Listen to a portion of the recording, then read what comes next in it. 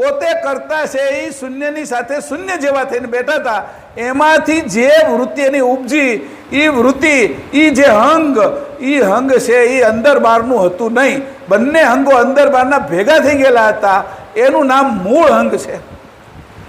એને આપણે કીધું કે એ કેવું હતું, પોતાની પરમ ચૈતન્ય વૃત્તિ દ્વારા. આ એની પરમ ચૈતન્ય વૃત્તિ હતી, પરમ ચૈતન્ય હંગ હતું, જે અંતર અને બાહ્ય નહોતું. બધું ભેગું થઈ ગયું ત્યારે જે હંગ હતું એને બધું જેમાંથી ઉત્પન્ન થવાનું છે અંતર અને બાહ્ય દ્રષ્ટિ. હવે પાછી મેં આંખ બંધ કરી અને આંખ બંધ કરી પછી કોઈ હતું નહીં. પછી પાછી આંખ બંધ કરીને કંઈક એવો ચમત્કાર થયો કે પાછું મંદિર હાજર થઈ ગયું. તો પછી મારી બે દ્રષ્ટિ થઈ ગઈ. બહારથી આવે છે એને જોવા મળ્યો અને અંદરની મૂર્તિને જોવા મળ્યો.